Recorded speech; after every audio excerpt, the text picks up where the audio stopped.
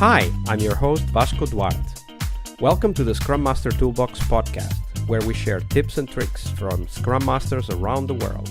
Every day, we bring you inspiring answers to important questions that all Scrum Masters face day after day. Hello, everybody. Welcome to our Product Owner and TGIF episode. And we're in a terrace with Rayyan Karim this week. Hi, Rayyan. Welcome back. Hey, guys. Thanks for having me. Merry Friday. Absolutely. Let's imagine we're in that terrace over there next to the seaside in Spain in some warm, sunny place. And we're just chatting and somehow the product owner conversation comes up. And we'll talk about a great product owner in a minute. But let's start with the mostly or sometimes the most interesting and definitely the most intriguing question, which is, Rayyan, share with us what was potentially the worst product owner anti-pattern you've witnessed in your career? Okay, so no names and no organizations, but the worst scenario I've ever seen is when a business analyst is told they're a product owner overnight with no training, no real commitment to a change in title or a job description, but they're now told that they need to perform in this product owner way. They need to create a backlog. They've never heard of this backlog idea. They don't know how to go and study the customer, understand what the to-be should look like. They don't know how to engage the right parties at the right time to developing that backlog, or how to break it down, right? So I've seen a few car crashes, both in scaled organizations and even in scale-ups too, where people just haven't had the right level of support. And it's not their fault, right? It's the system around them that's created their inability to be effective in their role, but they are ineffective in their role. In a way, these are some of my favorite scenarios because it means you've got a lot more room for growth and impact as a coach and someone who's there to make things more effective. But yeah, there's been some terrible instances where. So walk us through, like what happens? Like, you know, the let's say Mary, the business analyst, got a call from her boss yesterday. It was like 5:30 p.m. So just about the time she was about to leave. She had no time because she had to go and meet someone to talk to the previous product owner or other product owners. She just got the call. Hey, tomorrow you're the product owner, and by the way, you have sprint planning. What happened? It's a car crash. So you're not able to plan effectively because they don't even have the information that would be required to plan effectively. They don't know who the customer is. They don't know what the customer's goals are. They don't know how they're going to measure that. But they don't know the scope of work that's going to be broken down to even deliver it. That was one scenario I had in a particular workplace, which I'm not going to mention. It was just not possible to begin. So that's okay. So then we're going to start building the backlog, right? Fantastic. So step one, we need to first of all figure out who it is that we're impacting and what do they want, why do they want it, what's their experience, and then we need to chart the current way that we facilitate that experience alongside the way we think it could be done better, and we need to involve all of the right people at the right time. Despite giving that advice, right, to this new person, we'll call her Mary for now, and her completely agreeing, making loads of notes and being so completely focused on making it happen. I then circled back literally like the 2-3 days later, and just saw the backlog and just hung my head in absolute shame because I should never have let her continue without me, right? I should have dropped everything I was doing and just worked with her only. But unfortunately, she wasn't the only person in that situation. I was supporting many people in the same situation at once on this occasion. But yeah, basically, the titles didn't make any sense, right? So if you're looking at a backlog and the titles don't make sense, they're not what I call Ron Seal. There was an advert in England years ago. Ron Seal does what it says on the tin, right? What is it? Just tell me what this is. It's only a title. It's okay, but tell me what it is. Of course, there's no user stories. Instead of user stories, there's a bunch of bullet points, right? Some of those bullet points are not outcome focused at all. It's just a wish list of things that have come from a director.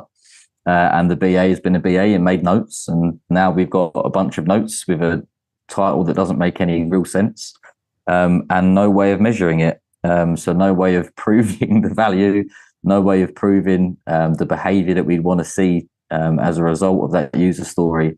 Just an absolute car crash, really. So That's probably the worst PO I've worked with. Fortunately, things got better. It took us probably a month to get Mary into a better place. But yeah, it was a good experience. And that's our work, right? Because those car crashes really do happen, like you just illustrated, and we need to be ready. And that's why we ask this question here, because we want to be ready, because we understand it's going to happen.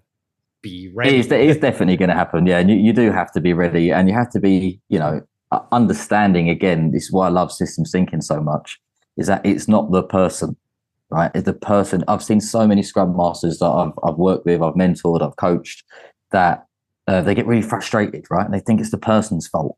And they're like, well, she should be doing a better job. It's her job. She should have researched. She should have done this. I'm like, she goes to work. There's a whole entire organization around making Mary successful. And the organization is not able to serve Mary. So Mary, therefore, cannot be effective. So what do we need to change around Mary so that Mary can be effective? And once we change it, you see that, oh, look, Mary now knows what she's doing, right? Because we're giving her what she needs to be successful. And at the right time, which was something you mentioned when we talked about the change process as well, because at the right time really makes a big difference. When we give support, and sometimes we need to train, we're not always coaches, and it's important to recognize that. When we give people what they need at the right time, they are not only grateful, but they immediately learn how to apply it to something that has meaning for them. And that is a much better structure to attach learning to. Exactly. And they might not nail it first time that they give it a go themselves, but at least 17 times they need to do it. Exactly. Repeat. And it's just having that patience and dedication to their upliftment of ability in the workplace. That as a coach, as a Scrum Master, as an Agile coach, you should definitely make sure you take a few spoonfuls of every morning. Absolutely.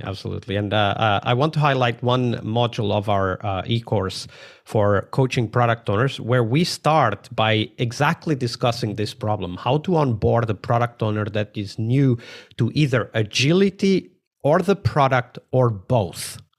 And it's really important for us to be ready. Although this sounds, as I enunciated, a pretty stupid problem to have, it is also a problem that happens in real life, and we should be ready for it. Totally. All right. But of course, there are also awesome product owners that we love to work with and even learn a lot from. So that's the one we want to hear about now, Rayyan. Share with us the best product owner you've ever worked with. How did they work? So this was actually at an energy company that I was working with not too long ago. And there was two really key people, both in a product space, that just made it awesome. One was the lead of the PO community of practice. And that was a great dude called Adam. And he'd managed to create an effective framework and kind of guide rails or guardrails, however you want to see them, for every PO within the organization. And what he'd been able to do is co-create that with everyone in the community side by side over time. And so by the time I arrived there, it's made my job really easy, right? Because the product people really knew what they were doing, right? They knew how to frame OKRs in their customer lens. They knew how to look at creating a product roadmap and measure that without signing themselves up to tight deadlines when things could definitely shift when you're doing software delivery. They knew how to create an as-is customer journey and a to-be customer journey. They knew what the different agile events required from them. They knew when to ask for help, right? And they knew how to spot dysfunctions within their team and within their program or within their lab, whatever words we're using, tribe, squad. But they learned how to spot the dysfunctions and ask for help, right? So sometimes they don't even know the answer. They just like, oh, I haven't got time to fix it. So did you go and have the conversation? This is what's playing out. I'm like, it's amazing. You're basically doing half my job for me, which is fantastic. You can't ask for more, right? People that already know how to be effective product owners, as well as working with their team and keeping their eye out for how their wider team of teams can be more effective. It was awesome. They first of all used, like I said, they used OKRs, product goals. They used the empathy mapping from design thinking.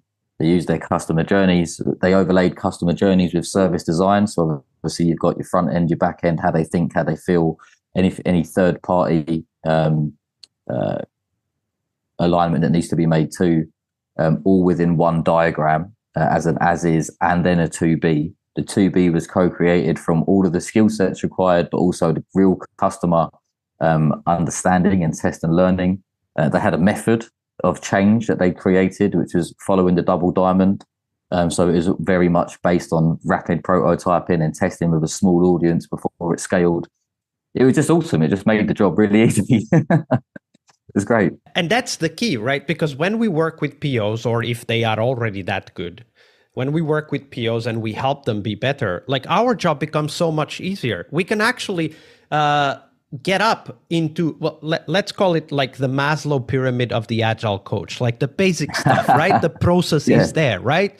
But when the product owner is able to perform, the team is able to perform, and they have good communication skills, and they're able to talk to the teams outside and the stakeholders outside, then we can go up in that pyramid. We can get to the point where we're not just trying to get the trains to run, we're actually trying to build a beautiful spaceship with their help, right? Because they're putting some of the work that sometimes we need to do on a daily basis. They're putting that work forward, and then we can go on and move to other topics and really help teams go to the next level. Exactly. So that was the blessing in that environment, was I got to focus more on the scaled problems that come with having, I think this was 10 teams all looking at one big backlog, and how do we organize around it most effectively? How do we improve as a team? What's the measures? What's the leadership behaviors we need? And how do we implement more of a sort of team thinking and ability to adapt and inspect rapidly without interfering in our ability to deliver value? It was really good experience of finding that balance and helping that program find their balance there. Absolutely. Rayyan, it's been a pleasure. I've learned so much this week. We've heard so many great stories this week, but all good things come to an end. Before we do, though, do share with us, where can we find out more about you and the work that you're doing? You can find out more about me at www.rayyankarim.com. So it's spelt a bit funky because I'm half Pakistani, half English. So it can be pronounced Rayyan, but it's actually spelled Rayyan, double Y, right? So rayyankarim.com, you can find everything there. Absolutely. We'll put the link on the show notes so that nobody has to spell that, right? So just open the show notes and click the link. It will be there. Right, it's been a pleasure. Thank you very much for being on the show and being so generous with your time and your knowledge. Thank you, Vasco. It's been a pleasure. Thanks, guys, for listening. One more week of the Scrum Master Toolbox podcast is over, but there's a lot more we have to share. We have developed our own membership site where you find a community of active and engaged Scrum Masters. In this site, you get access to exclusive content and get to interact with us, your podcast hosts, as well as the best Scrum Masters in the world. So join us at scrummasterpodcast.com and keep this podcast free of advertising. See you next week for one more full week of Scrum Master tips and tricks. We really hope you liked our show. And if you did, why not rate this podcast on Stitcher or iTunes?